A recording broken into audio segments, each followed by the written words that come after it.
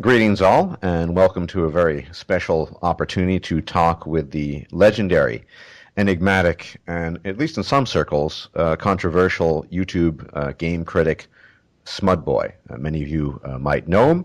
If you don't, I consider it a nigh obligation on your part to familiarize yourself with his videos. He came to prominence primarily for his analyses of Mass Effect 2 videos, and then, of course, later on for Mass Effect 3. And he's done some fine analyses of other games BioWare has made, such as Dragon Age, as well as BioShock Infinite. Welcome, indeed. Great honor, great pleasure to have you here. And I think this should be very illuminating for all of us, because you are an enigmatic figure.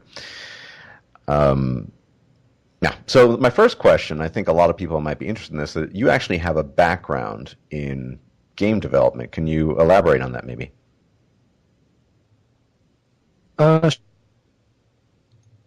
Sure. I went to school, it must have been over 10 years ago, at the International Academy of Design and Technology, video game design and development course, and we did everything from a free-for-all. Like, you would say, I'm this kind of guy, I want to do this. They're like, go crazy. And it was great. We had a lot of great arguments and fights, and like, how do we do this? How do we do this loop? How do we do this rendering algorithm? And it was really a lot of fun. So a lot of people who were just kids and didn't have any experience in art or animation or programming sort of wasted their time and money. But the guys who actually were, being developers or artists or sound designers got a lot out of it. So we would learn history, we would learn design. It was kind of like this large gamut of work that you had to do. So it wasn't just for one person who was an artist who was really good. He had to go through it all, and he would suck at that, things he wasn't good at, but he learned how things worked. So it made him a better game developer or game designer in the process. So when I went to that school, I saw the curriculum and saw some of the teachers. Some of them were journalists in the field. Some of them were ex-developers, ex-sound designers. And you just had all this wealth of knowledge.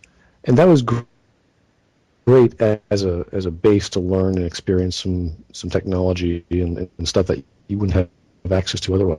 But, I mean, it takes... The problem is finding a job in the industry is another story entirely.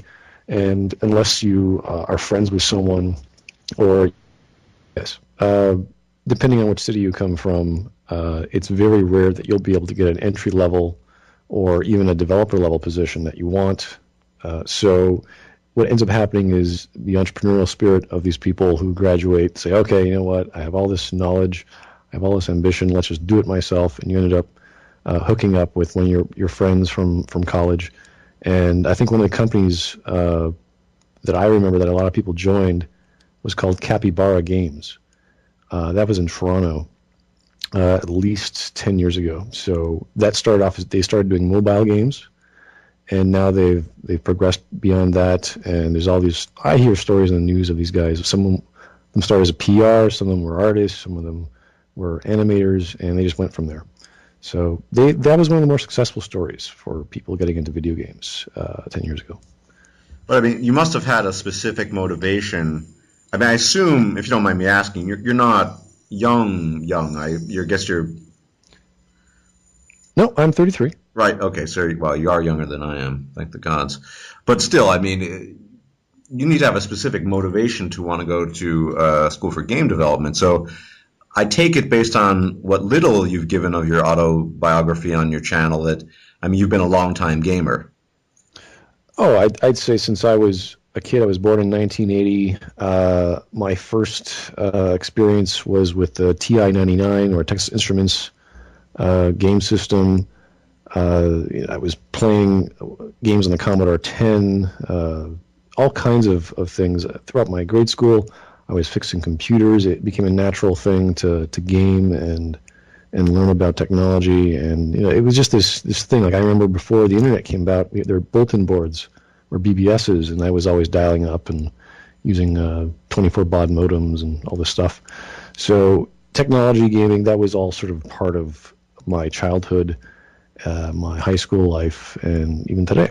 So yeah, it's this thing you pick up. It's a thing you attracted to. You love media. You love stories. You love going to see plays and shows, and that was my culture, was always stories. And it was, whether it was at downtown Toronto seeing a ballet, or at home playing a Pac-Man or whatnot, or a Pac-Man clone, it was still this fun animated thing to partake in. So it was normal. It was very so it was just around my childhood.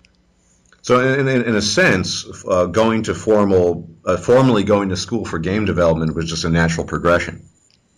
Yeah, but before I went to that school, I went to college for programming, and I was a developer.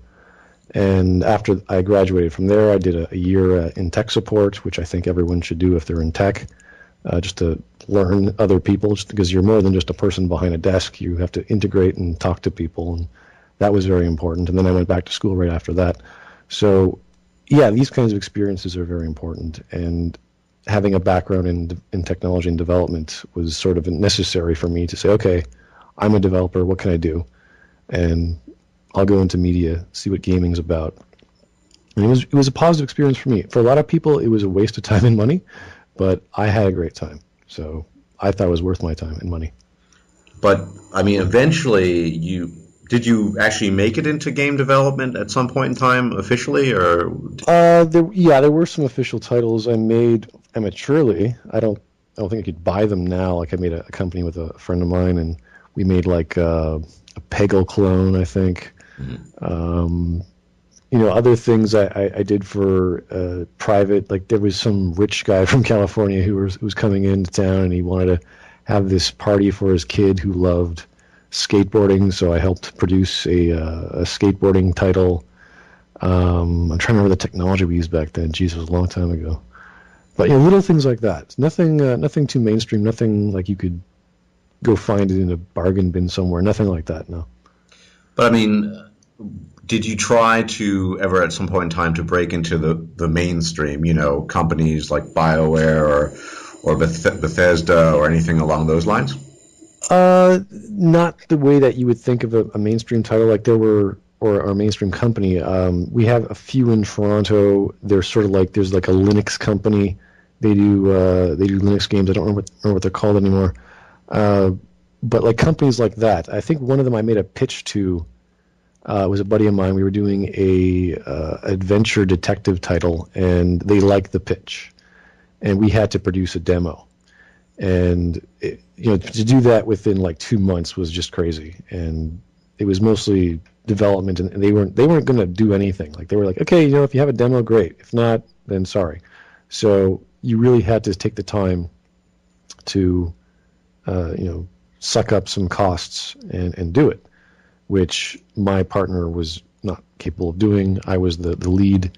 I was doing everything, so it was like, oh, this is ridiculous. I'll just get a paycheck elsewhere, do my own thing, and critique, enjoy, learn as I go along. So trying to be a developer is still as tough as it was 10 years ago.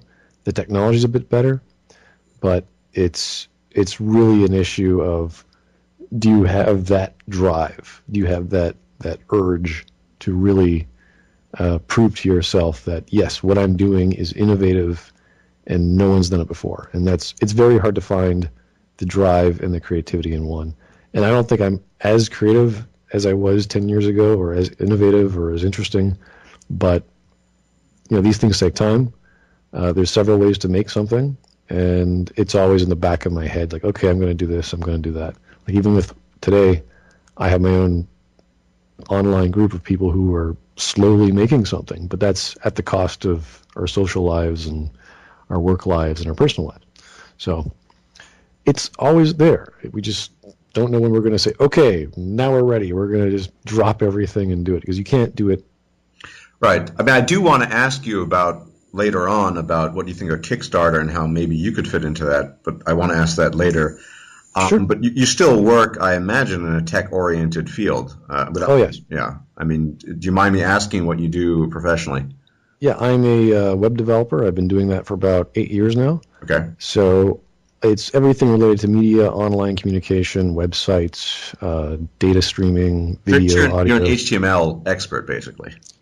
No, that's kind of like the bare minimum if you ever wanted to Well, do web stuff. yeah, Yeah, that that's would be like my qualifications. well, that's I mean, you would learn. I think I learned HTML in 2 weeks at school because the course was 1 semester and they taught it. It was XHTML, and it was like, oh, okay, that's all it is. Great. Here's how you build stuff from scratch, and then they would show you how to use a scripting language that runs on a Unix or a Linux distro, and you would use PHP or Python or Ruby or whatever the flavor of the year was. And I wasn't even in web development. I was just taking a generic development course. I didn't even take any studies in web development. It was just I was doing a hardcore C++ stream, and everything else was electives. So when I looked at the job market, like, okay, the internet's big and I know technology. And when you start working, I was just doing everything. In the company I worked for as a junior, I was doing, my first thing was J2ME, which is a mobile Java language. And I was making a BlackBerry application that communicates from your computer via Bluetooth to your device. So you can click on your BlackBerry and it would print something out on your computer instantly. And that was the first thing I ever made at my first job. And it just kept going from there. So then I started learning PHP more. I started learning .NET and Ruby and all these things. So you just sort of fall into technology. You have the mindset of an engineer, and you learn things as you need to. Yeah, I should definitely consider hiring you one day. That is, if you, I mean, are you a freelancer? Do you actually, I imagine you're a freelancer. I do have a full-time job at Zoomer Media as a developer there, but I do also have at least a few years' experience doing purely freelance work. Okay. And I do take part-time work as well. So if you have any web development issues, I'm always available for consultation. For me, ideal at some point in time, something from scratch. I mean, I have ideas, but like I said, all I can do is a bit of HTML, and that's my limitation. But I think this is interesting because this gives both your viewers and my viewers a kind of a background. I mean, I think people who come to your criticisms and your critiques, I mean, they don't know that about you. And this really shows, I think, to the audience that you have a very thorough and dense background in technology in general, and specifically in gaming. Right. I mean, I worked with the Unreal Engine. I work with the Ogre 3D engine. I work with Unity 3D. There's really great technologies these days to do things, and it's a lot different than it was 10 years ago, and it's going to keep getting better. So long as there are people that have opinions about, gaming is good or bad or whatever, and they have their own dreams, there's nothing wrong with just picking up an old computer like from 10 years ago and using technology from today, because it'll run. It won't run very efficiently, but the things you can do today on Unity are, I'd say, about 4 times more efficient than what you could do in Ogre 3D. And the only problem is the overhead that some of these technologies use, though, and you need like an extra gig of RAM or an extra gig of processor for your video card. So you can do simple, small little titles or even little demos and see how that works. And that's how you start. You start really small. You build tic-tac-toe, and you go from there. I imagine if you don't subscribe to it overtly, you're aware of Ray Kurzweil's technological singularity. I would imagine, yes. There are a few versions of the singularity, right. Or at least. But I mean, certainly the gaming world seems to be evident, or rather, processing in computers seems to be evidence of this. Do you see? I mean, this is a difficult question to formulate. Do you see that?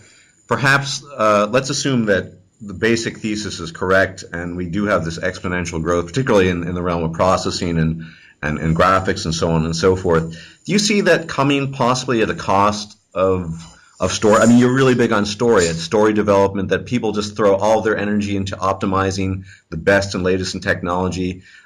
And possibly did we see that in Mass Effect? And what are your thoughts on that? Well, if you're talking about a technological singularity, you're talking about a point in time where we have this super intelligence, not we as a collective, but some sort of entity that we create has this super intelligence that can create technology at a rate that is faster than the invention itself. So if you invent some, I don't know, fusion reactor, then you can start doing things that can teleport things, then you start doing it. It just keeps going and going until we can't keep up, meaning we're not intelligent as the thing we created. That's very, very out there. That is, I mean, we have theorists on AI who says we'll never have true AI. We'll never get a real entity that can do the things we do and more. We know that they can do what we want, and there's going to be someone who has to develop and maintain and, Right. and code. I actually confused something. I'm realizing I was actually talking about Moore's Law. So yes, I concede my mistake there. I was confusing, but Moore's Law, the prediction of exponential growth, computing growth. Do you think? Do you think that there's a problem because I'm an old guy. I'm even older than you, and I remember Baldur's Gate, and it just seemed, and I don't think it's just nostalgia. It just seems that the storytelling was better back then compared to most titles today. Oh, that's for sure. I mean, that goes without saying. I think it's more of a sign of our times, though. It's not so much, hey, you know what? I'm going to get a really great author.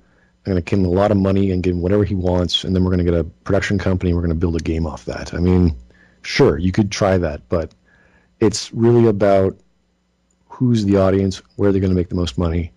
Not, hey, let's do something really awesome. Let's do something really creative, and let's focus on story. That's not really what companies do. Some companies they break or they fold because people just cannot take this crap anymore, or they don't like the working conditions. They're working too hard for something they don't believe in. That's in every business, really. But for gaming, you really have to put your heart into things. And for things like storytelling, Western stories at least, I mean, we can look to games like Baldur's Gate and see how and why those work, and how and why the Infinity Engine facilitated that, or why they decided to go with a D&D rule set, and how they got people who like D&D to build those types of games, or like Fallout 2 or Fallout 1, for example, when they based it off, I think it was GURPS, which is a rule set, and then they made an engine on top of that, and they try to facilitate that sort of experience. So, yeah, I would say that because things are real time and there's more attraction to visuals, which is normal in technology, as we've seen in the past 20 years, that, yeah, they want faster, quicker, more explosive, more sensationalistic things. So that is the norm, and that's going to be the norm until our collective consciousness looks at it and says, you know what, there's got to be more to life to visuals, there's got to be more meaning to explosions and people killing each other.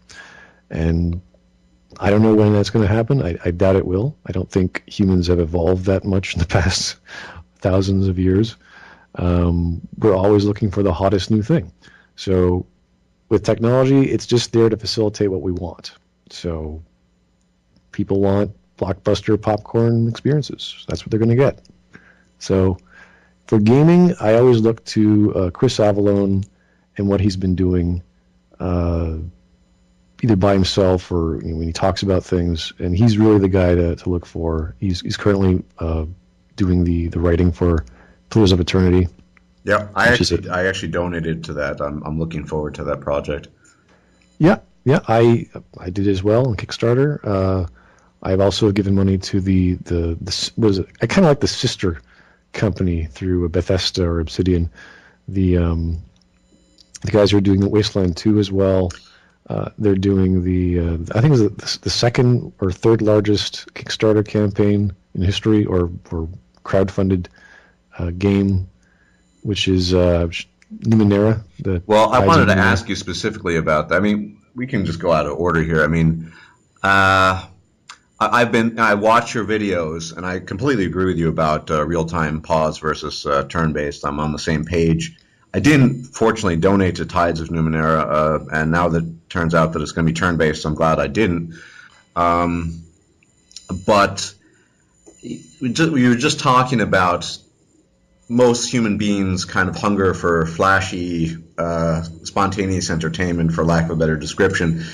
Do you see crowdfunding and Kickstarter as a means of circumventing that, and maybe entering simultaneously, maybe even juxtaposed to the traditional mainstream industry, having a different gaming industry that really delivers on story and other aspects that are neglected? I wouldn't say that specifically, no. It's just a medium or a method for achieving what a producer nowadays would do on a smaller scale. Okay. So you can say there's a certain project out there that does that, but again, you're not really going to attract. There's so many ways of doing a Kickstarter properly that people aren't aware of. I see dozens of Kickstarters fail just because they don't know how to basically pitch an idea, and how to have a prototype, and how to build. Like, you can't just say, okay, we have this great new invention, and I'm going to go on Kickstarter, and it's going to go based on its merits. It's going to do well. Like, no, that's not how you do marketing. And it takes at least half a year to 8 months post prototype to build a community, to get people interested, to get the word out, to do social media, do whatever you do in advertising, just to say, hey, I'm ready, I want to go public. And it's not to say you don't have like a website or any other online presence. It's just that when you're ready to do a crowdfunded part, like a company or a product, you have to have a voice, you have to have an audience, and these people just don't get that. So that's what happens. And being independent and for a bunch of people, starting on Kickstarter is good. It's kind of scary, but unless you know how to run a company, unless you know how to market a product and how to produce a product on what you're saying, there's really no difference between that and going to a publisher and saying, hey, I have this idea. Well, I mean, apart from the fact that normal people are effectively the investors, I mean, they're giving their input. I mean, as much as I agree with you, there did seem to be a number of people for Tides of Numenera who were interested in turn-based, and ultimately they won out. And I mean, that seems to be the difference in the dynamic, or correct me if I'm wrong. It's different how you characterize or categorize, rather, what that game is going to be, or what the project was going to be. Because when we first started doing, like when I was first attracted to Kickstarter, I was like, okay, this is great. I wonder when they're going to make all the games I really like from back in the days, like Sierra titles or like Planescape Torment sort of thing. So when that came around, you're like, holy crap, this is just after Project Eternity came out. It's like, how could they not do well? And it did actually it got more money than Project Eternity. So you're thinking, okay, this is just exactly what I loved. I'm not even concerned with Pillars anymore, because I never have been concerned with Pillars of Eternity. I know the team there; these guys are going to rock. I think I made 5 posts on their forums. I'm not concerned with their production at all. But with Numenera, you really don't know what they're doing, and you got so excited. It's like, oh my God, they're making another Torment. Of course I'm going to throw money at that. And then you realize, look at the fine print, you're like, wait a second, you're not doing a sequel, you're doing a spiritual sequel, but it's not really a spiritual sequel, it's this and all these other things. You're like, oh, that's not what I signed up for, or that's what I should have read. So yeah, it has a bad feeling. And the way they do the polling, which is not really a poll, it's just sort of you get your opportunity to talk, but we already have our minds made up, and it doesn't really make a difference. So there's good ways of doing crowdfunding and talking to your audience, like the way Eidos Montreal might do it with their Deus Ex Revolution development, which was fantastic. I don't know if you saw it on Facebook and their microblog. It was just they had video reviews. They took comments from all sources and responses. They got the developers, the artists, everyone involved in the project. The writers were always there. They were always talking about story. And it was just very open and what they were and weren't going to do and why, and if there was a feature that someone wanted, they would do it. It was fantastic, and they're still great. They're still talking about their game. It's been several years since it's been published. They're still talking about the one they made on iPads, and they just love their product, and it really shows, and they're going to keep making more. But so you think that basically In Exile approached Torment 2, as it were, with a very fixed idea, and the polls were kind of pro forma. They were just saying, well, here are all polls, and almost pretend we're taking input from the investors, but really this is what we want to do. It's hard to say. Ultimately, it comes down to them saying, yes, this is what we had in mind, and then they look at their talent, and they have the guy who's like this genius D&D maker dude, and he comes up with Numenera, and they go, oh, wow, wouldn't this be great if it was turn-based, because, real D&D is turn-based, and you're like, sure.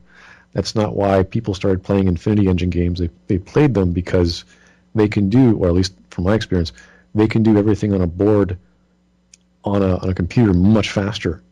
And that was one of my, I think I played 20 minutes of D&D tabletop before I just said, I can't do this. It's taking way too much. I'm not as creative or as involved as my friends were. I can't do this. But when I saw Baldur's Gate, for example, you're like, oh wow, it's just like, elves and dwarves and dragons and stuff. It's all there. I can save my progress. I can get a drink. I can look at maps. I can, I walk totally around. agree about the gaming. I mean, I'm someone who I'm pushing 40. I've discontinued, but lots of tabletop D&D, and for me I can appreciate both just because that's kind of what I grew up with, the tabletop rolling dice thing. But definitely the pause and play. I don't understand why they're not doing that. But as far as Pillars of Eternity, I mean, that's not even a question. They're definitely gonna have the pause and play style, right?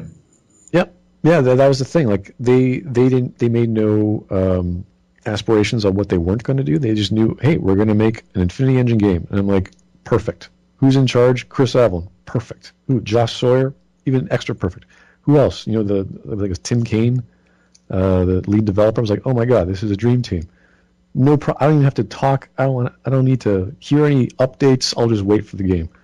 And the forums are still great. You can go there and talk, and they're very friendly. Very different from the social place of Numenera. And I think it's partly because Planescape Torment was such a powerful memory to everyone that they had their own opinions, and you gotta focus on storytelling, and it's like, okay, do you know what that means? How that works? You're like, oh no, go back to D&D, use turn-based, and I was like, well, there's some technical problems with that. There's some social problems. There's, of course, I like to call metaphysical issues, but there's all these things.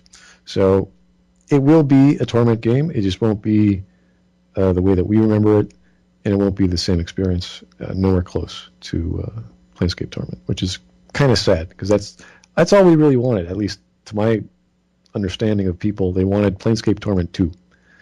They just wanted that whole experience all over. Yeah, obviously they couldn't use the nameless one again. I don't. Or maybe they could. I don't know. But something along those lines. That's what I was looking forward to. I just couldn't believe they were going to make Torment 2. Basically, I thought, well, wow, incredible. Yeah, it freaked me out. I was throwing money at that like crazy. I didn't. I'm too poor so I just supported Pillars of Eternity. Well, what about? I mean, you're obviously very capable. Would you not consider a crowdfunding Kickstarter for a major title of your own making at some point in time? That's a dream. I mean, when I do amateur game dev with my team, it's always like, hey, what do you think of this sort of idea? And we prototype it, we share it, we test it out. It's like, yeah, it's okay. Like nothing to really get us going until I sit down and say, you know what, give me 2 months. I'm going to make a little proto, and then they, hey, this is interesting. So until we get that sort of consensus from more than 3 guys, like you need at least a team of 5 or 6, but someone to take care of development with you and pick up the slack, or be creative where you have to focus on development, is very important. So you have to be constantly designing and making sure the vision of the gameplay is what you planned, or at least what you want it to be. That's fun or innovative, and that should always be the focus. And then once you have this, the concept proven, then you can get into storytelling, media, artists, music, all that stuff. That's generally the classic way of doing things. I guess there's more collaborative ways of doing it. I don't see those being very effective, like getting a musician to help tell the story, unless it's a music game of some sort, or music is a major theme of the story and gameplay. It's not going to be very. It's not going to get off the ground, essentially. So you have to know your production schedule and how that works. But I mean, it's something you've obviously considered to some degree. Oh yeah. I mean, if I get really, really bored at work, or I get lots of free time, and I'll be like bringing my laptop in and working there, it might happen. You never know. Yeah, I'd like to see that. Maybe if the Canadian government reduces the tax burden on you guys, you'll have more time. Yes, half my income. Thank you very much. I'm aware. Speaking of which, I know, I'm sure you've played Vampire Masquerade Bloodline, obviously. Well, not. Oh, yes. I've actually watched the television series it was based off. Right. I mean, well, I thought it was originally based off of, I used to play pen and paper White Wolf games, but... Yes, exactly. The Kindred. Yeah, right. And that's one title. I would love some competent people to get together and do a game 2 version of that on a Kickstarter. I know they're working on MMO. What are your thoughts on the MMO? Yeah, I think it's, well, MMOs are kind of the logical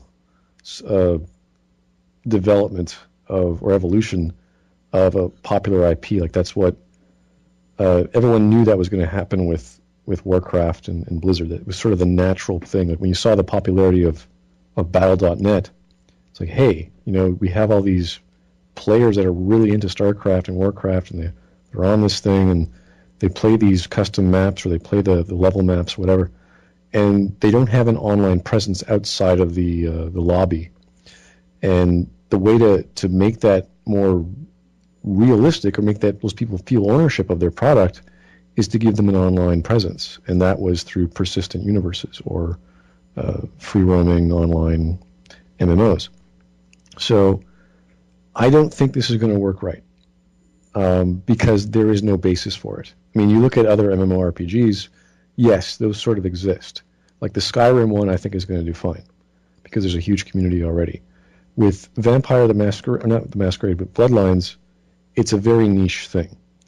And I love the game. I mean, it was buggy as hell, but I still loved it. But I don't think it's going to, look at Star Wars: The Old Republic, right? You're thinking that's a no-brainer, right? No one can screw that up.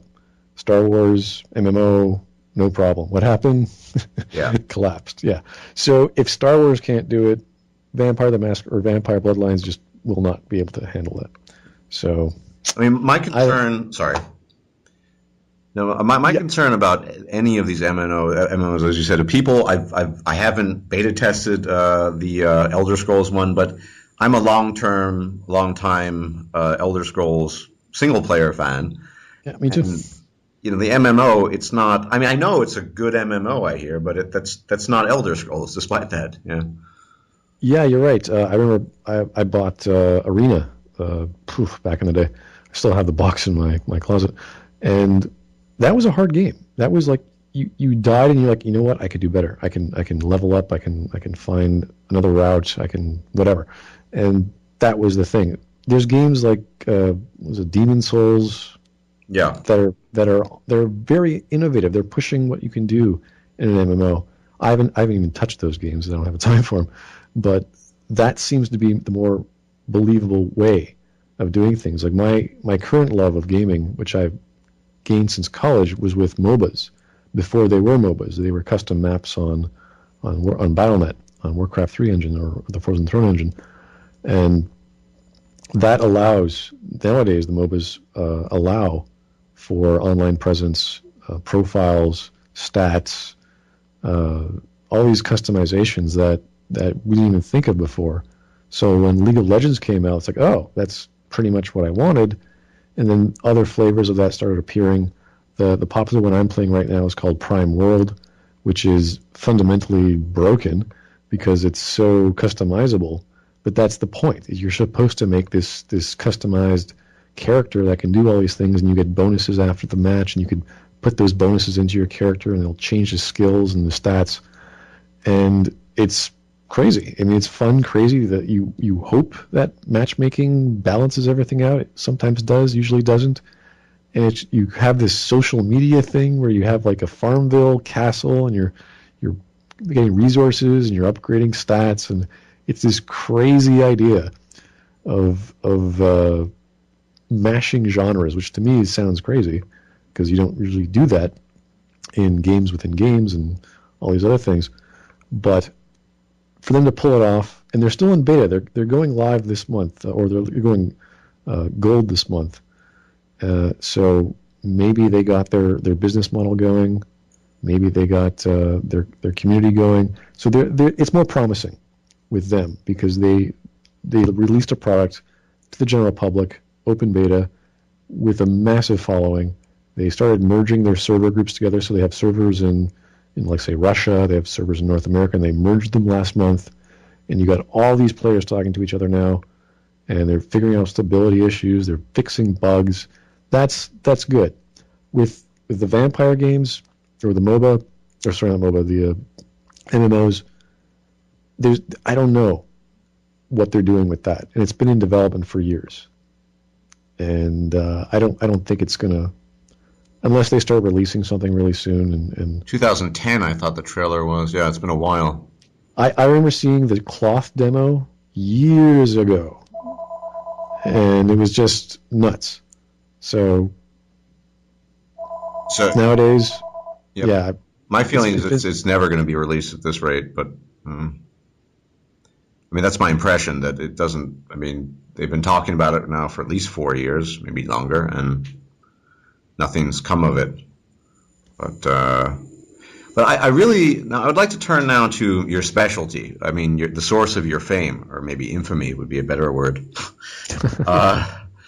Mass Effect. I mean, first things first. I mean, people have, I think, this is a fundamental misunderstanding of your critiques. I mean, if you didn't love Mass Effect, and I'm using that, I'm not using that word lightly, you wouldn't have gone to all the effort of critiquing the whole series. I mean, you really need to care about something. Or in your open discussion with, what was his name, Mr. Carolon, or whatever that guy's name was. Oh yeah, I can't remember his number, but yes, right. He wasn't a fan of mine, that's for certain. I know. I mean, you need a severe degree of passion to go through all the effort and do all the things that you've done. I think that's just indisputable. But, and I have to thank you as well. It's kind of obvious in retrospect, but the thing you pointed out that I didn't want to think about it, but there's actually no character development for Shepard throughout the entire series. If I had thought about it more, I would have realized it. But if you hadn't, placed so much focus on that, I probably would have just ignored it. For some reason, BioWare did a good job of kind of, I don't know, making people just gloss over these things. But yeah,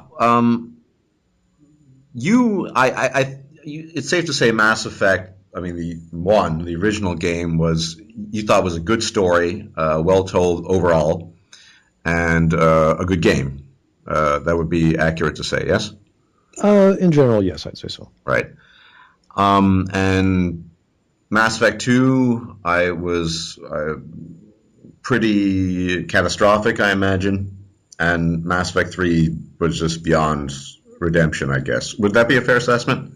Well, it depends how you take Mass Effect 2. If you take it from the fans' perspective, I mean, I remember buying it. My brother worked at a Best Buy at the time, and I got access to it really early, so I went home and skipped a day off work or whatever. And the first time I played through it, I thought this was the most amazing thing in the world.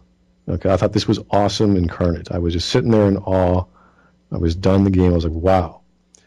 And that's what they set out to do. They wanted to make a highly sensationalistic game with RPG undertones and all these characters and doing things for them, and that was that. And if that's all you're looking at, it was successful. If you look at it from a perspective of, is it telling a story that works, that connects, that makes sense, is logical, is consistent, then it begins to fall apart. And it was my second and then my subsequent playthroughs from there that things just started adding up and just compounded and just broke everything that you ever loved in the first game that had meaning, you thought. And you realized they're not going to be able to pull this off because there's no scaffolding, there's no foundation on top of the first game to make a third chapter for this. So it depends how you take it. Again, when someone makes something, a writer, a producer, whatever, they have it within themselves, the idea of the audience they're making it for. And the person who likes popcorn blockbuster things, that's what they do first. And then they say, okay, let's put some expression, let's put some meaning, some extra layers on top of that. And they might do that for a character here or there, but they don't touch everything else. And when you can't touch everything else, all you've got to go with is the plot. And if you don't have that, and you actually don't, there's nothing there except explosions and things getting shot and people dying. That's it. And universal Avenger assault rifles in every cutscene. Every glitch known to possibility, yeah, that will not irk the average player because they're not making it for everyone else, or they're not making it for the people who care about lore and story. They're making it for the person who can have that Avenger assault rifle in every scene, whether they are aware they didn't have it in the previous scene. So, there's so many things you pointed out. I just struck me as well as the Derelict Reaper, for example, and the Klangen weapon. I mean, wow, that was just a counter peg. They could have done so much with that, and they did almost nothing with it. Get an IFF, okay? It's just, and I maybe what was the purpose of the Human Reaper? What does the Human Reaper have to do with the overarching story? I still don't know why they were building a Human Reaper. I don't know. I just don't know. Do you? We can speculate why they wanted to have a sensationalistic reveal at the end of the story there. What I can say is that what they planned was not what they originally had in mind. So they had to make things up as they went. So, hey, let's do something that's makes the evil guys more evil. What do we do? But they have to be secretive. But they're not actually here. So we have to work on proxy and how do we make that sort of be emotional. And that's fine. You can actually tell a good story disregarding your main plot. Like you can watch the episode 5 of Star Wars and you can tell a good story that way. So these elements aren't fundamentally bad. It's how you do it. So did it work? No way. If you're paying attention and you're listening to what was revealed to the player in the first game and what made sense in the second, it just does not add up. Well, so it didn't add up in Mass Effect 2, and now after Mass Effect 3, I still even less an idea of why they were building a Human Reaper and why we had to stop it, and I don't know. I also don't know what the relevance of just completely destroying the base was, or just doing some sort of biopulse to kill everything. It doesn't, because that didn't matter in Mass Effect 3 either, apparently. Yeah, they had to. Well, this was the thing. They were promising on so many things in the first game, and from a perspective that I was looking at the first game as, like, what was Mass Effect 1 to me historically? It was an RPG. It was a shooting game. It used what I call talking Paul Ekman heads, which is kind of like you see a fully articulated face with the, 37, 38 muscles, and their lips synced. And that was a big thing for Unreal, to do that and pull it off properly. So it had all these elements that we could identify and say, hey, this is good. I want to see this. And we want to see where it goes. And they were thinking, hey, we're going to plan out a trilogy because 3 is a good number, and I'm thinking we can do more with this team. And they were very optimistic, and I wasn't expecting them to do as well as they did. And you're thinking, wow, there must be some genius writer behind all this. There must be some amazing producer who's planned this all out, who knows how much resources they're going to take, and if something bad happens in the schedule, they could always come back and cut the fat off over here or fire someone and speed something up. And that, to me, is amazing. And that's what we were thinking was going on. But that was complete opposite of what actually was produced. They were just winging it the entire time. So, getting a writer who doesn't know how to make an overarching plot across a trilogy or across a chapter, let alone several chapters, is a huge problem. And to not put on top of that the production schedule of everything else is catastrophic. And so the fact that they even produced something was amazing. And all the more so, I agree with you. I mean, Lair of the Shadow Broker was the best DLC. Well, it's better than the main game, too. Yeah. And so it gives you kind of almost a glimmer of hope that it's not that they're totally incapable. They pulled off a pretty good DLC.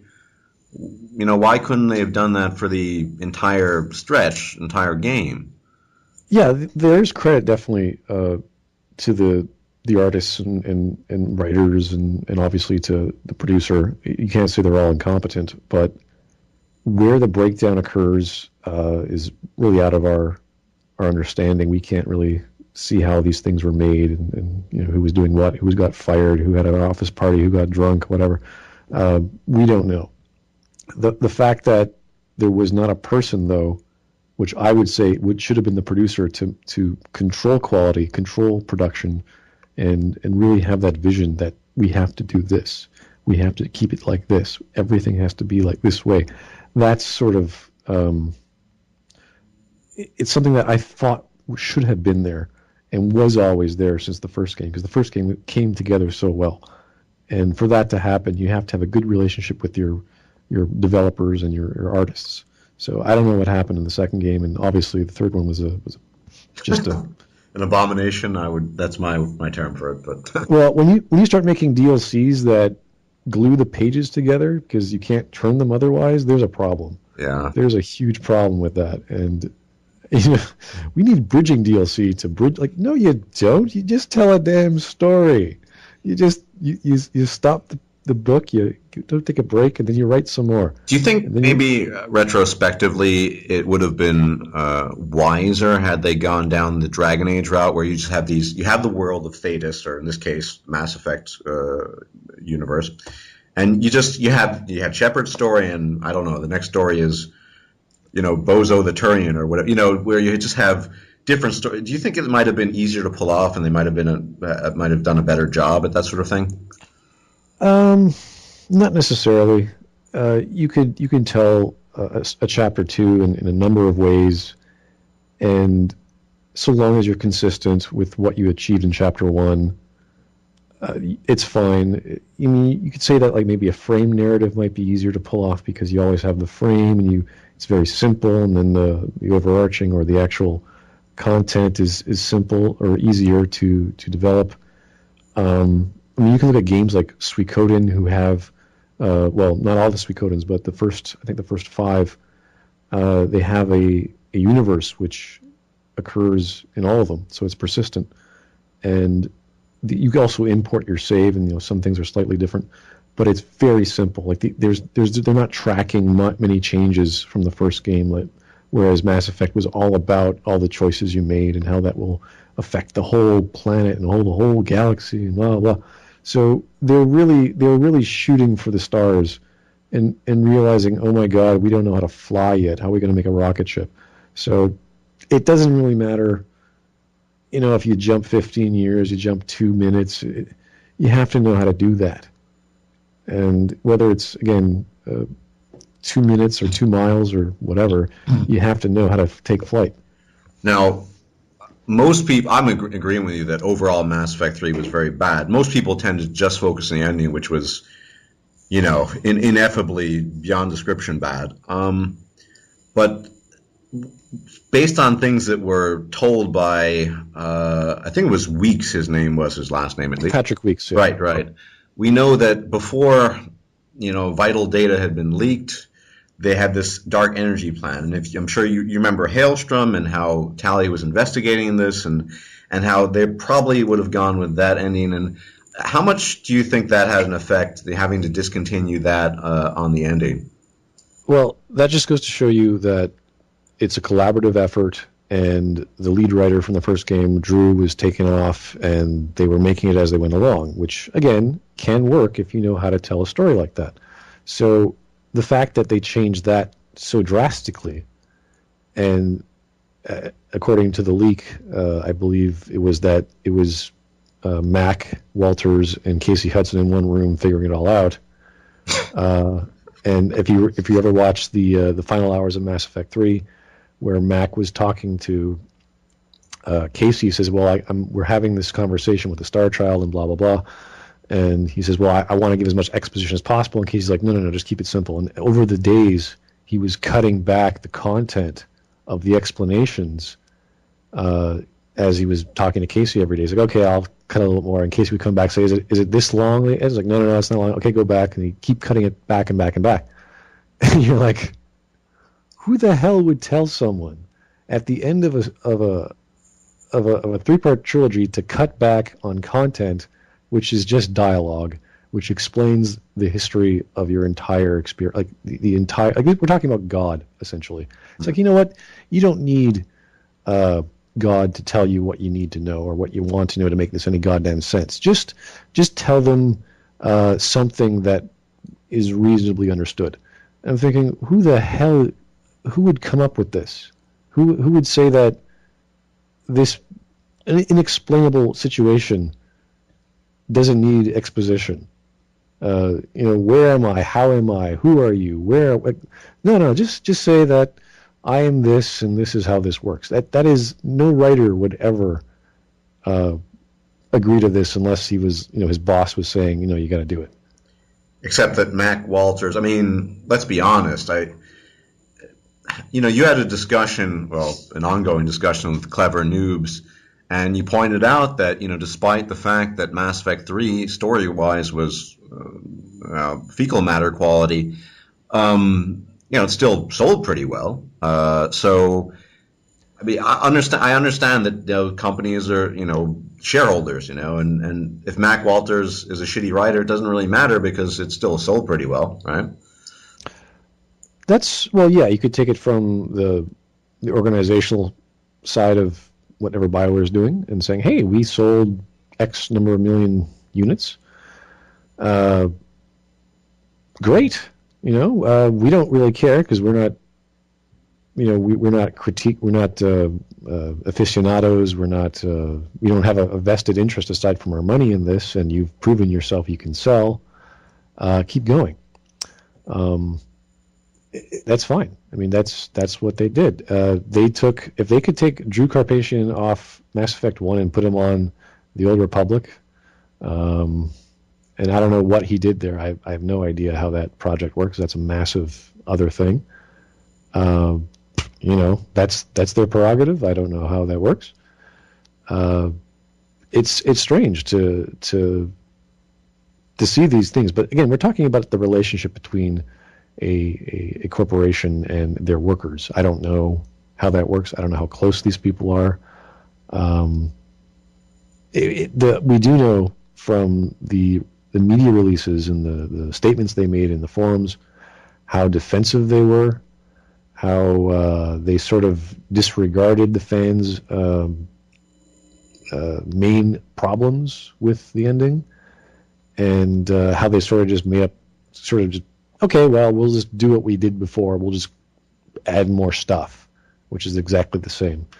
and how that actually, they didn't understand what that meant or what it means to provide exposition on something that is just broken. Yeah, and clearly it's my ignorance, but I mean, just imagine by analogy, if you're a waiter and you just on a daily basis spill drinks and food on customers, you'll probably get fired, probably. Mac Wall, I mean, I agree with you. It's the worst ending in gaming history. Oh, it's the worst ending in history of storytelling. I can't think of anything. Well, yeah, I probably should put it that way, but so it just doesn't make sense that he's beyond the head writer. He's lead something. I mean, he's working on the next title, which seems to be an alternate universe. I've only read a few comments he's made, and the things he's written, and I'm paraphrasing it. It doesn't have to be a prequel or a sequel. It can just be anything else massive, and we'll just call it Mass Effect, effectively. And that kind of scares me because then you can, I don't know, turn it into the Witcher world and call it. It just doesn't really. Well, if they can do a reboot, fine. I mean, when I was referring to Suikoden, like other games of the Suikoden series did an alternate take on the universe, so they would just throw out what they established, which is a really bad idea. But, it attracted different audience members and it had a brand new storytelling. They're doing that with, no, I'm trying to remember the name of the game. Jeez. But anyway, if they want to do a reboot or if they want to do a prequel, that's the only thing they can do, really. After the ending, there's really no other option. Yeah. So, I mean, they can call it whatever they like. They can invent stuff. But a reboot, I mean, as you said, they destroyed the Mass Effect universe, the lore, everything. What are they going to? I just can't imagine a reboot. It's just not going to be Mass Effect. I mean, they might call it that, but I don't see it in Mass Effect anymore. They will probably do, I don't know, side stories, and they make like someone wrote fan fiction. They'll take that and run with it. I'm sort of not really interested in what they've got going because it's all, we have no idea. Right. And I'd rather look at what the other parts of the studio are doing, like with Dragon Age Inquisition. I wanted to ask you in a little bit. On a final note, we do know it's very likely there'll be multi-racial options for the next Mass Effect title. So the option to play more than just a human, I don't know if that's a selling point. But they did some marketing and they asked specific questions which were interpreted as, if you had to get rid of so and so many races, which ones would you get rid of? And this was interpreted as, probably this alludes to more than just humans. I think there's 4 different races possibly you can play, but there's no, apart from that marketing question they asked, we don't really know a whole lot. I mean, your most recent analysis, your Destroy analysis, towards the end, you kind of gave a foreboding foreshadowing of the next title, Dragon Age Inquisition, when you said, hopefully. What are you, I mean, I know, I watched, of course, your Dragon Age 2 analysis. I agree with you. On basically everything, especially the music. You're so right about, it had a sort of, couldn't really put words on it, but that quality, the camp music, you made reference to that. In my personal opinion, the future of BioWare hinges on the success of Dragon Age Inquisition. What do you think? How important is Dragon Age Inquisition moving forward? If they don't do even reasonably well, I can't see this studio being taken seriously. I don't know how sales figures affect their performance, or how obviously it's the bottom line, but for a fan base, I'm really skeptical of Dragon Age. As much as I like the writers and, well, not all the writers, but the developers on the team, what is Dragon Age at this point? Because they wanted a generic fantasy, like they wanted their own fantasy IP. Okay, Dragon Age. What the hell is Dragon Age? Are there dragons? Well, there's Darkspawn. Why did they call it Darkspawn Age? Because the manifestation of the Darkspawn in the first game, the big bad, was a dragon. Okay, cool. In Dragon Age 2, why was it called Dragon Age 2? We don't know. What was Hawk have to do with it? What did that have to do with anything? And then they talk about the Veil in what this is. And then all of a sudden, in the third game, the veil is broken. And all the connection between the real world and the magical world is gone, or it is severed, the barrier. So you're like, okay, what do dragons have to do with this? And then we heard exactly, and particularly dragons in Dragon Age are non-sentient. They're just like animals. They're not, they're not right. like Dungeons and Dragons, gold dragons, hyper intelligent. They're not like that. They're just animals that breathe fire, effectively. And I don't know how that shapes the world. Like if you look at the Song of Ice and Fire, dragons are this big, nasty thing that came in the past. And they decimated armies, and they were under control of a certain king, and he had powers and whatnot, and he went mad, and all these bad things happened. With this, it's just like, oh, they're there. And then there's a thing called the Darkspawn. And in the third game, as I don't know if you remember the interview they did at one of those gaming conventions, they say, well, dragons are optional, and they're all going to be different. They're all going to have a different experience. But like rewarding. They said something effective, but if you do engage, it'll be a rewarding experience. And I'm thinking, why are you calling it Dragon Age? Just call it the Inquisition, or call it, I don't know, the Inquisitor from the French place we invented. I don't know. Whatever they did. It doesn't have continuity. It doesn't really follow. And even then, the continuity that they do have can be changed. The writers were like, well, maybe it didn't happen this way. And this was one of the huge things I really hated listening about. I think I made a comment about that in my videos, that they'll just fill in the blanks with whatever choice they thought you made, as opposed to importing the thing. And well, there is Dragon Age Keep. You're aware of Dragon Age Keep, right? I don't think I've tried that, no. No, okay. Well, this should be interesting for you. Dragon Age Keep is a cloud storage online kind of. Well, it's basically store your choices, and they've explained it as the following: that let's say, I mean, I love Dragon Age Origins, but I'm not going to go back and play it for the 20th time. And I loved it, but it's in the past for now, and I'd prefer just to remember the choices I made because I've been switching laptops since then. You can use this cloud storage facility to import the choices and basically insert whatever choices you want, and then start up Dragon Age Inquisition with whatever, maybe you did the Dark Ritual, maybe you didn't, maybe you slew Liliana, although that's whether that has an impact, and so on and so forth. And I think that's a pretty good idea, because maybe that means that the choices you made will matter. No, I doubt it. This is very similar to Mass Effect saves. And Dragon Age did have some choices, I think, that were more prominent, but that was only from within the game, not within the sequel. So if you feel that choices didn't matter in Mass Effect series, forget about it in the Dragon Age series, because the game isn't even about that. I don't even know what the game is about anymore, or what the series is about anymore.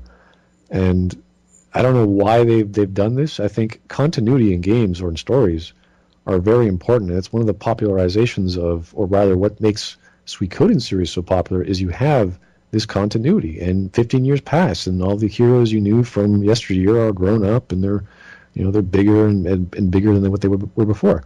So I don't really, seeing what's that chick's name that was in her own CG movie that came from a family of dragon killers and whatever. Oh. It's like, who cares? It doesn't really resonate. I agree with you. Of course, I think the writers would say, well, Dragon Age is about these different aspects of the world of Thetis. So there's a continuity in the sense that the lore, to a large measure, has been preserved. They would claim that, at least, I think. And, it's about exploring different aspects. I mean, you have the Kunari who are returning. They're all supposed to play a role in the things to come. I mean, I'm very hesitant about the forthcoming title, and I think even the more placid fans, the ones who are just kind of just looking for the popcorn thing that you mentioned, are also saying things to the effect of the famous BioWare sociopathy claim that pre-order canceled. I don't think a lot of people are going to just be pre-ordering this en masse. So I think a lot of it hinges on what's to come in Dragon Age Inquisition, but I don't even know what to expect anymore, because the continuity. I mean, when they started changing the design for the what those large oxen men Kunari. Sten was. The Kunari, right. They changed the design so that, Sten was a special Kunari. He didn't have the horns. It's like, what? Like, excuse me? You just changed an entire race because some artist in the second game wanted to give them horns. The continuity is probably a lot less than it was in Mass Effect. So I don't know what they're trying to do anymore. And I hope it does well. I honestly hope that, because I think Dragon Age is a bit more attractive storytelling-wise than Mass Effect is. Not because of the genres, but because it's not committing suicide.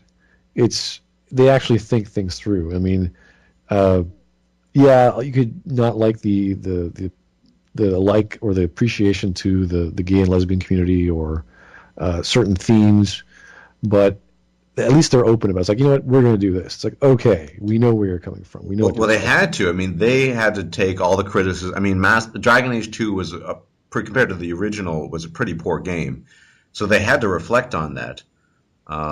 Whereas Mass Effect 2, despite what some people, story-wise, it was eaten up by people. People liked it was action and whatever.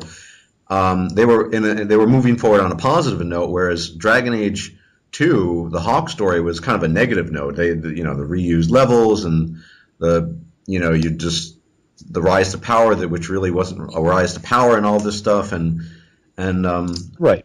I mean, you could look at the premise of the product and say, okay, they didn't set out to do what they said they would, and that's obviously a horrible thing. But if you look at the actual drama, not all the drama, some of it's pretty cheesy, but the character relationships, like they had the four-party communication since the first game, and that's very important. And there was so much of it, and you could tell a story. This is what people call emergent storytelling. I don't actually like these terms people invent to try to categorize what is already there in a certain format, but this is what they do. You say, if you have certain party members at certain points, they'll start having conversations based on your choices. And I think that's great. That's really good stuff. And that's what they tried to do in Mass Effect 3, more party banner and whatever. So there are attractive qualities to these games, even if there's no consistent, clear goal that they have with the series, which is what you have to do in stories or storytelling, unless you go into episodic, and then they're just making really, really, really big, expensive soap operas that just change people and dates and times for whatever reason. So, yeah, I wish everyone could write like J. Michael Straczynski and telling a science fiction story or a sci-fi story across several years, but if they don't even know why, and they're never going to bother with changing this gameplay element for the sake of it, adding this character for the sake of it, it's just going to be this mishmash. Okay, let's try this, let's try that. Yeah. You spoke about, the gay community, let's talk about political correctness with regards to BioWare. That, what are your thoughts on the effects of political correctness and paying too much attention to it, possibly, or how do you think that affects game development? Well, I'm sure some writers want to tell a story that have relevant social issues of today from where they're coming from. That's fine. You can do that. And they can easily integrate that into any scenario. So if they want to talk about gay rights or marriage and being accepted by a community, I think that's a fine thing to do because it reflects on us and we can identify with it more, and that's fine. But doing it for the sake of it is a bit strange. And with Dragon Age 2, the fact that everyone was bisexual, I can't see that resonating with anyone. Unless you're like the most slickest European person who, I don't know. Apparently it did, and as well as the retcons in Mass Effect with Kaidan and Shepard, and I mean, that was a bit too, but it's not just that. I remember they were discussing the development of the game, the story development, and there was some scene that was completely changed because all the women in the room, and it's a majority female writing team, I think now, said that no, this scene sounds too much like rape. Well, maybe it did, maybe it didn't. Could have been a good scene regardless. It is a fictional story after all. That these inserting a fictional story can be good even if immoral things happen within it. Do you see kind of real world concerns or worries kind of affecting story development in that way? Well, they'd have to be a little bit more mature in their storytelling to even attempt to get near the idea of rape. You first have to have nudity. Let's get past the nudity barrier in stories and people, showcasing this and saying, okay, this is mature. This is mature content. We know how to deal with this. We're not going to start murderizing everyone because someone raped someone or whatever. It has to be done properly. And to have all these extra themes on top of something is hard to pull off. So you have to have a clear given theme or plot or whatever tied into the main story, tied into the main character, that we can say, okay, this is what is going on. And from that, we can extrapolate, all right, maybe he'll get into a situation where someone gets raped, or rape is a side plot, and that something like that has to connect. If not, they're just putting it in for the sake of it. And to do that means someone has a soapbox somewhere, and I want to talk about, segregation between American and Mexican people, but I'll put it in a certain way in this world where it's elves and dwarves or whatever. And it's like, okay, sure, why? Oh, you're a writer for a side plot or a side quest. Okay, let's do that. And it's like, well, sure, you can tell a side story. That's fine, but it's not really going to resonate. It's not going to have any value to what's going on or what the story should be about. So, being able to write stories that are effective in a certain theme or with a certain series of characters is fine, but you're just stretching what the thing is supposed to be out way too much. And it's not because it's for a specific audience. If it's a mature title, we expect mature things. So if they downplay that, then it's not going to be as well received. So things like characters being all bisexual is just sort of why did this, and how did this happen? So you have to know what you're doing for what we're trying to establish, like bisexuality, and go with that, and go with it within the main character as much as possible. Because as soon as you shoot off as soon as you have like dozens of characters and they're all doing their own thing, like if you're reading a Song of Ice and Fire stories, you're lost. You are so lost. Who's who and what's what and what's going on. The bisexual leap was just astounding because it makes sense that Zevran was the kind of guy who, sure, yeah, who swung both ways, and Liliana kind of as well. And it also made sense that Morgan really wasn't like that, and neither was Alistair. Right. It made sense. Exactly. It made sense that Liara being sorry and so on. It's just So when we talk about elements in storytelling, we're all talking about extrapolations from a character. And when we do analyze stories and we start, critiquing them and breaking them apart, we're actually defeating what a story is trying to be or what it is. And usually you don't have to do this for good stories because you know exactly what is happening in a good story. You know what the character is about, who the other side characters are, why they're there, who they are, what they're trying to do. And once you do that, once you start breaking things apart and realizing, geez, you know what, this element doesn't need to be there, then there's a problem. And then you say, okay, should we cut the fat? Why? And then we go into analysis and say, okay, what's good, what's bad, and how. So doing critiques to look at these things are kind of like shooting fish in a barrel, because it's like, okay, there's a fish. It shouldn't be in the barrel. Get it out of there. And you end up just accumulating fish, and you're like, holy crap, this is just the smelliest, slimiest crap I've ever seen. And, I'm not here to fish. I'm here to I don't know, play with barrels or something. I think that analogy went nowhere. But the story has to be clear. And if you want to throw in those elements, know what you're doing and why. And I think that when they did Dragon Age 1, I don't know exactly they did development, how long it took, but they put one character on one writer, I think, or one writer might do 2 or 3, and they focused on just that character. And I thought, you know what, that's how you do it. You give dialogue to a whole other writer, or you give this character development to a whole other writer. That's good. That's perfect.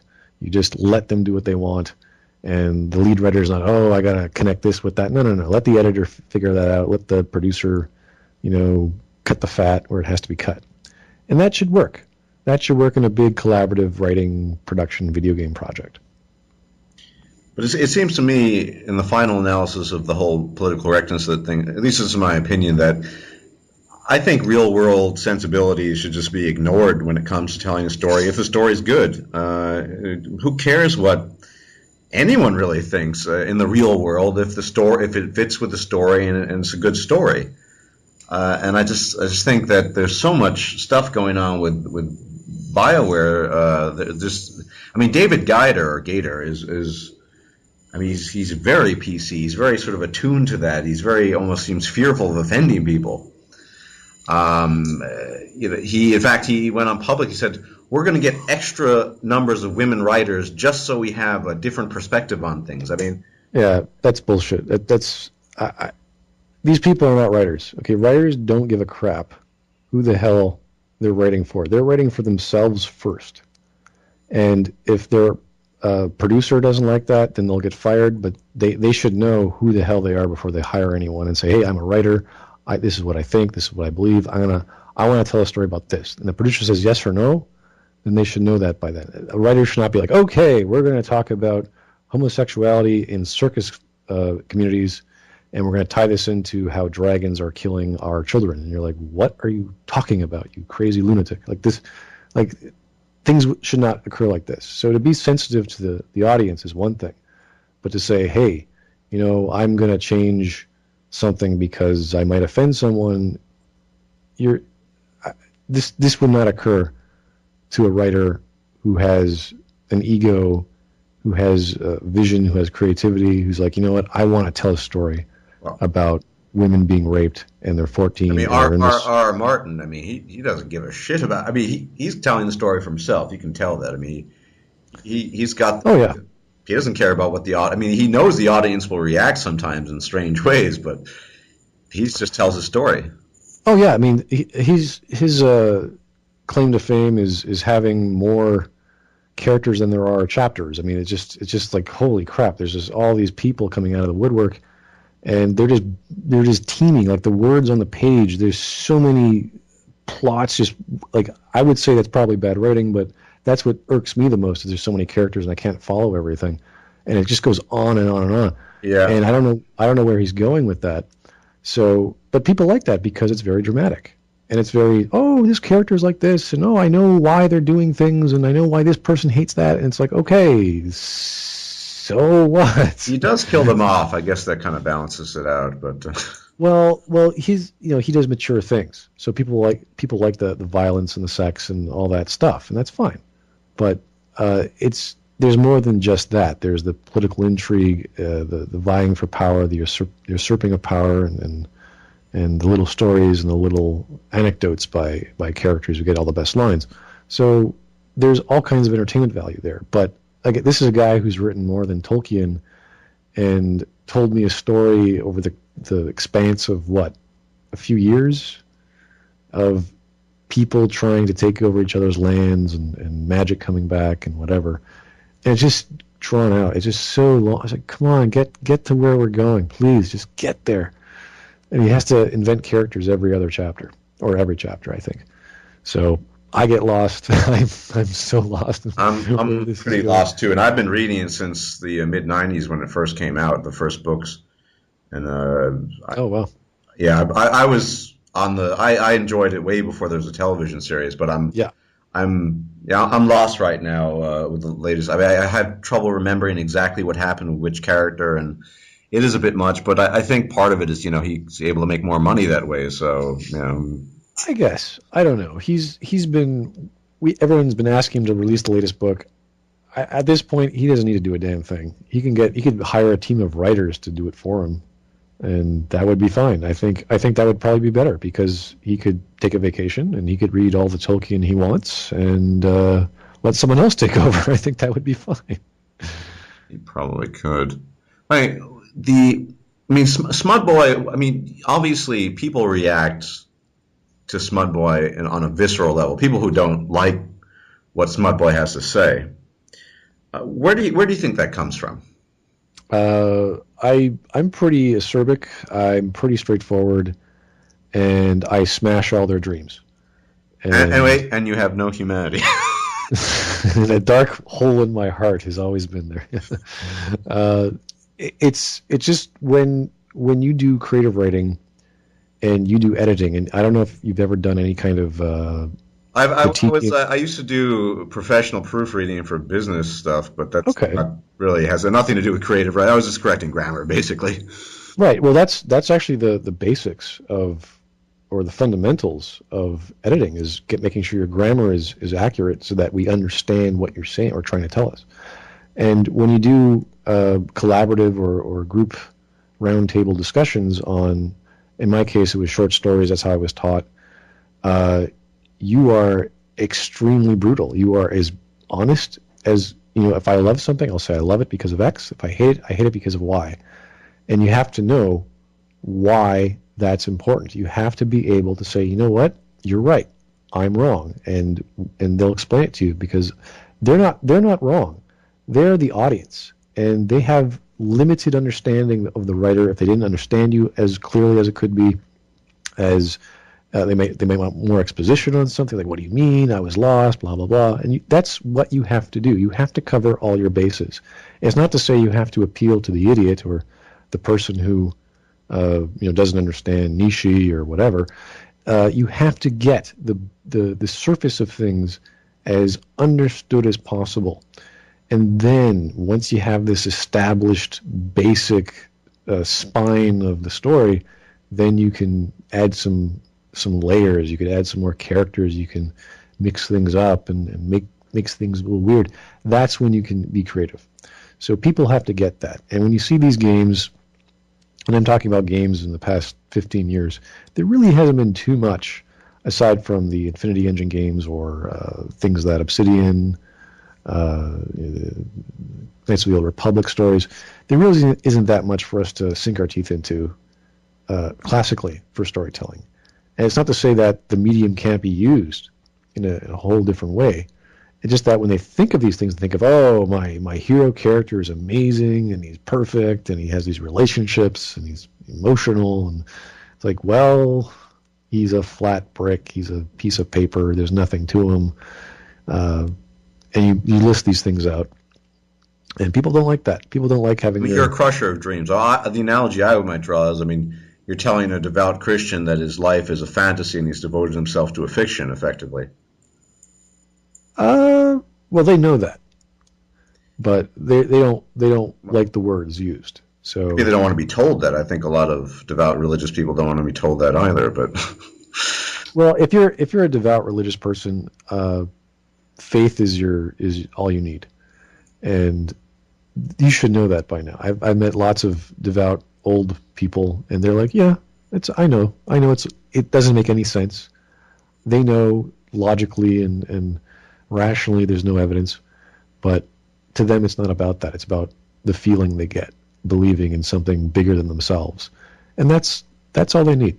At least the people who are honest about it, I think. The people who want to, tighten that bolt and say, oh, this is what it is, and I think they're a bit too defensive. But in your dialogue with, I keep on forgetting his name, Mr. whatever his name was, Cowell, the guy who wrote you the letter. What you could see, by the way, did he really write that stuff about Justin Bieber? Oh, I quoted him directly, yeah. Wow. Okay. Interesting. But he seemed to reflect what I feel a lot of people feel about Shepherd or the Shepherd story.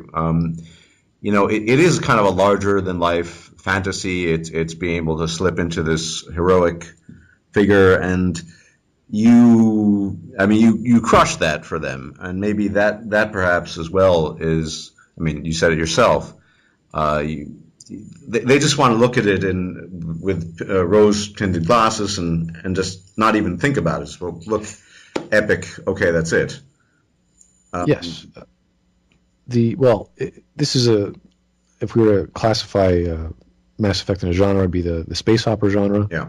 And things are supposed to be big and have all these multiple themes and things happening, and you're supposed to enjoy the crazy experience. I always compare this to like The Fifth Element, which is a Bruce Willis film, and it's always, big things are happening. There's actually an opera singer in the show, and it's this extravaganza of visuals. So when you think about it, it's pretty stupid. It's really ridiculous.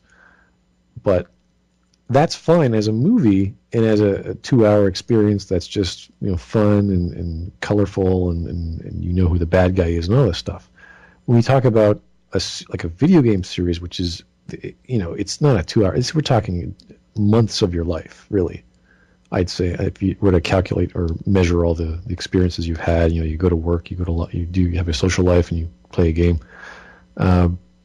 It's a big thing, and you have to sort of take a step back and say, what the hell is this experience? What is this thing? What is this art thing on my 2D screen, and what is it trying to show me? And then you say, okay, I have no idea. Let's look classically. Let's look at stories. Let's look at movies. Let's look at all these things that video games embody. And they don't add up. They do not compare. Like, they'll take an element, like, as I said, the talking Paul Ekman heads that we can clearly identify with. That's a person. He's talking to me. But he's not saying the right things. He wouldn't say those kinds of things in this situation. He really has no personality. He's just a straight guy saying things. It's like, that's nothing special.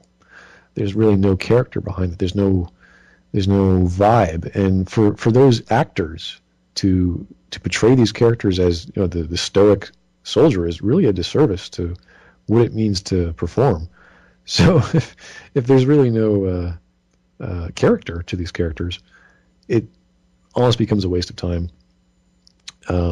But maybe that's what the producer was going for. They wanted that main character to be the nameless, emotionless, almost like Japanese RPG mute dude, but give him a voice and give him some dialogue and give him a haircut or whatever. Maybe that was the idea. So I can't imagine that, because you look at, arguably, this is my opinion, I think Morden is the most interesting character in the entire series, and he's got some interesting things to say. His background, his internal struggles, the topic of the Genophage in general is interesting.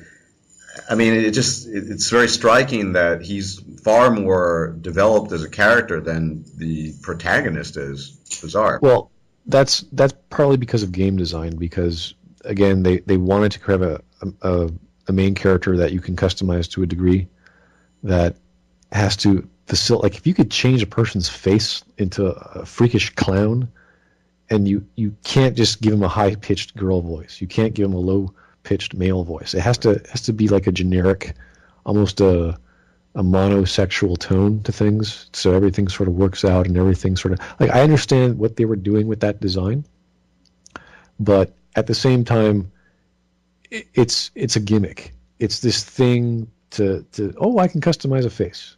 So what? Are we telling a story? Or are we playing dress up? Like, what are we doing? So that's sort of the thing that stuck, and that's what sort of haunted every single scene. You can make the ugliest looking shepherd, and he or she will be in every single scene just because. And it's people can do that. They have the freedom to do that. And the story, whatever the story is, has to facilitate that. So you have this ridiculous looking dude with whatever face saying something with a Mark Meer stoic, which is just ridiculous. It just does not work. So in the final analysis, would you say you've given up on Mass Effect, that future titles hold no interest for you? Or I'm always curious, regardless whether it's Mass Effect or not. So I do enjoy BioWare's titles, not recently, of course, but I'm always curious. I love the series in general, not in passing, but the idea of Mass Effect seemed like a great concept, and a reboot is always possible.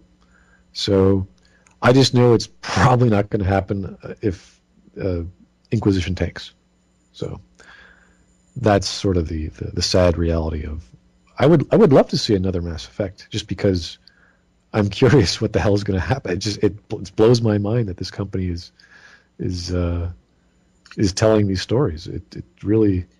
My suspicion. I don't. Did you ever play the multiplayer for Mass Effect 3 by chance?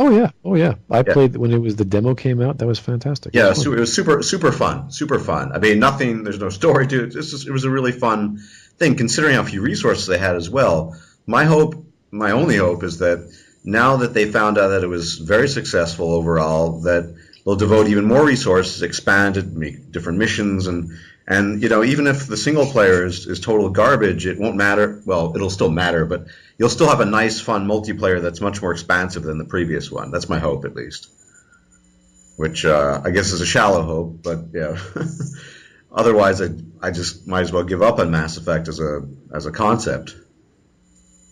Well, there will always be other great sci-fi or space opera games. Referring to Kickstarter, there's Star Citizen, which is the biggest Kickstarter, which everyone's like, oh my goodness, this is going to be fantastic sort of experience we're having right now online.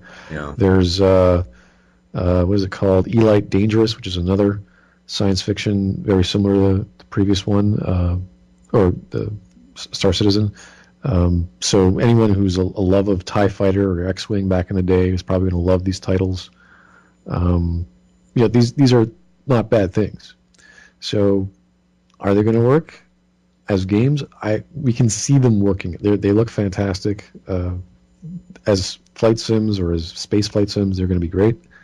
I don't know about the storytelling. Who knows? It sounds like it's going to be an open world concept. I don't know. I really can't say. But yeah, no, those types of things will always be popular. Science fiction will always be what the average amateur writer wants to write about, and that'll be their dream to get into gaming and tell these kinds of stories. On a final note, as someone who's obviously very passionate about storytelling RPGs, you did mention that you thought the Dragonborn DLC for Skyrim was very good.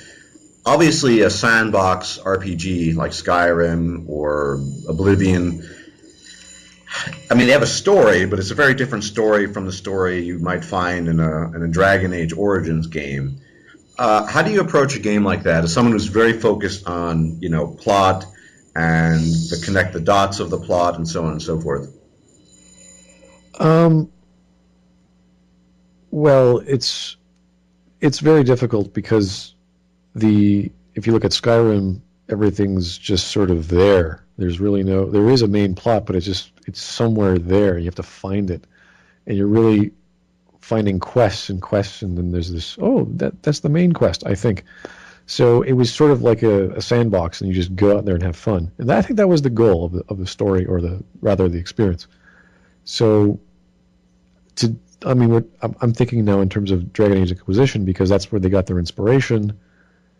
And they're trying to tell a linear story with multiple paths, and then to throw them in a sand or an open world, you're like, okay, you're now gonna the storytelling is now gonna come through this quest scenario, even though there's gonna be like, oh, do this or this, and then you can just run away. So it's still gonna be directed. It's still gonna be a linear or multi-linear story, and you have to treat it as that. So if they have more free roaming, like they do in Fallout,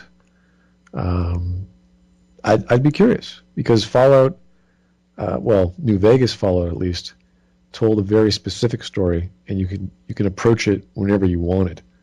So you have to compare to those games if you wanted to come into these new games like Inquisition to understand them a bit better. But unless they really focus on the scenarios and situations more than the protagonist or the side characters and the whatever dynamic the team. I don't even know, how the story is told, whether the actual team is the focus or the protagonist is. Then it won't be very effective, because then it'll just be, oh, this scenario or this event, as opposed to, oh, this character who has a purpose and focuses on that. So it does seem to be more event-driven based on what little we've been told. I mean, yeah, they've talked about, for example, if you don't do X, then Y is closed off to you forever. But that doesn't mean you can't pursue Z or whatever. I mean, they've said things like that. So it does seem more event-driven than character-driven from what they've said. Yeah, when you get into arguments between the backstory of a character and then the comparison of the event of a scene, then you're talking about two different things.